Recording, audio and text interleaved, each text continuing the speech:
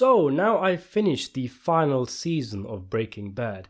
As you may know if you've seen my reviews of the previous season, I'm not as big of a fan of the show as many out there. I do have my issues with it, but overall I do think it is an entertaining show. As the seasons go on, the stakes get higher and higher until we end up at a point at the end of season 4 where Walter literally sets a bomb off at an old people's home to get rid of his nemesis Gustavo, and thus, essentially, he wins. And it's a fitting, thrilling conclusion to the end of conflict and the storyline. And it could have easily been the series finale. They could have just left it there. Sure, there would have been a few loose ends, but I wouldn't have minded if the show just concluded with season 4. Season 5 picks up right where season 4 stopped, with Walt in the clear, with the bombing being blamed on the cartel.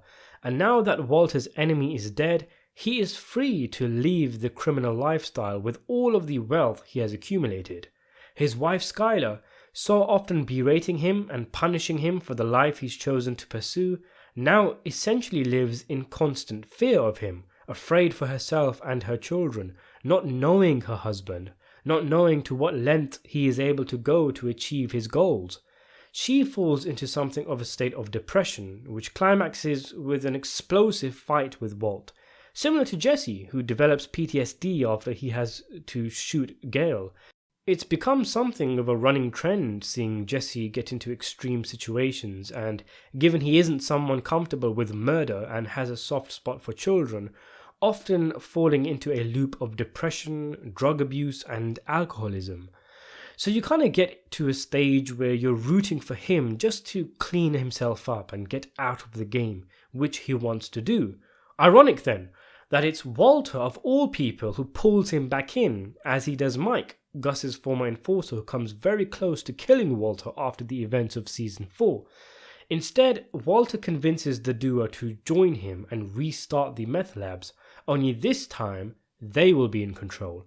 Less overall profit, but a higher share percentage between them. So things go from there in the criminal world. Back at home, nobody is really sure what's wrong with Skylar and weird moments she gets into, like screaming "shut up" at her sister about 10 times in a row. A scene where when I was watching it, my mum actually ran into the room thinking what the hell is going on? Or walking into a freezing pool at night. Of course, no one outside of Walt knows what she knows, and therefore is in a position to know what she is going through. But rather than be the caring, compassionate husband he often seemed to be in earlier seasons, Walt in season 5 pretty much happily accepts himself as a narcissistic drug kingpin. Sure, it's refreshing to see him pull his trousers up and stopping from being such a wimp in his relationship with his wife, but it's not coming from a place of a man having a bit of self-respect and integrity.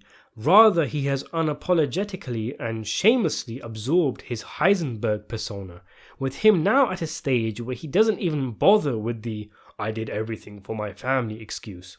It's interesting to see, but with Walt being found out by Hank and all secrets being out in the open, Walter is essentially the villain of Breaking Bad season 5. And not just a villain, but a proper pantomime villain that pretty much everyone, his wife, his son, Hank, Marie, the cartel, the cops, and everyone else rallies against. Like I said, it is interesting, but that kind of brazenness with Walt's personality is not as entertaining as the more authentic feeling season 4, where there were at least things like internal conflict, self-doubt, and introspection. Think the "I am the one who knocks" scene of season 4 versus the "say my name" and "we're done when I say we're done" of season 5. The latter two may make the kids scream "fuck yeah," but Walter is not as interesting of a character as he was before. And I'm not wholly convinced by his transformation into this evil entity. It doesn't feel as complex as, say, the evolution of Tony Soprano. Maybe my viewpoint is skewed by the fact that I knew he was going to end up evil before I started even watching the show, and I picked up on clues and stuff because of that. But it doesn't feel like a gradual change. It feels like there was always this potential for violence and evil inside of Walt, and it manifested with the events of the show, and slowly brushing off feeble attempts from his consciousness with each deceitful action. And that's fine. In fact, I think that's actually in line with the vision of the creator of the show.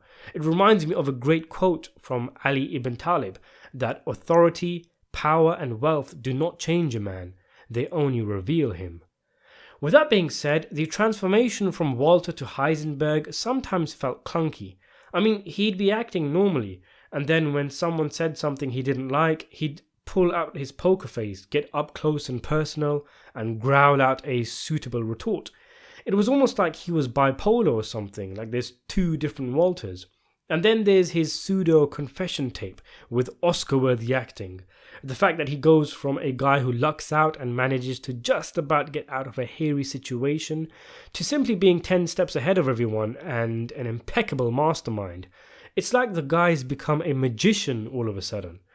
Anyway, the first half of the season is a little boring. The trio of Walter, Jesse, and Mike just has something missing without Gus. But the gears slowly start to shift and things are in full force in the second half of the show, namely with Hank finding out that Walter is the kingpin he's after, as I predicted in season 1. The second half of the season is incredibly thrilling, delivering a frenzy of the kind of nail-biting tension and shocks that Breaking Bad is known for, amplified by the mere fact that this season is very dark, involving the murder of innocent single mothers, slavery, and neo-Nazi child murderers. The neo-Nazis becoming Walt's primary adversaries was a bit weird, I thought. It was almost like they ran out of people for him to trump, and they didn't want to make him a completely unlikable guy, so put him up against people who nonchalantly shoot children. It was a thrilling series of episodes, though.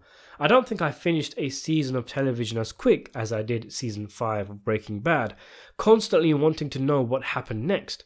Breaking Bad is pure entertainment, as I talked about a lot in my last review, and season 5 delivers the kind of thrills you came to expect to see. I would say it's on par with season 4, I think, though if I had to choose, I'd probably go with season 5's predecessor. There have been things simmering under the surface, theme-wise, throughout the show that are brought to the surface in season 5, like obviously the deteriorating relationship between Walt and Skyler, the secrecy and mistrust, and all of that is blown out open in this season. But there's also things like Walter underachieving his entire life and being bitter under the surface and becoming the best at something in the criminal world, which is why he is adamant not to stop cooking. I'm not sure this needed to be said in a speech by Walt. Sometimes things are more effective if you don't address them head on. There's one or two other issues I have too, such as the uber focus on Walt, meaning other characters get sidelined, like Jesse or Marie adjusting to life after Hank and what remains of her relationship with Skyler. That's something I would have liked to see more of. Also, there was a novelty to Breaking Bad in earlier seasons, when it was just about a high school chemistry teacher in over his head dealing drugs in order to leave behind something for his family. By the time season 5 ends, it isn't really that kind of show anymore. It's become a gangster drama, a show about drug cartels, which kind of shoves it into a different category where it doesn't stick out from the crowd as much as it did before. It kind of reminds me of the Fast and Furious movies.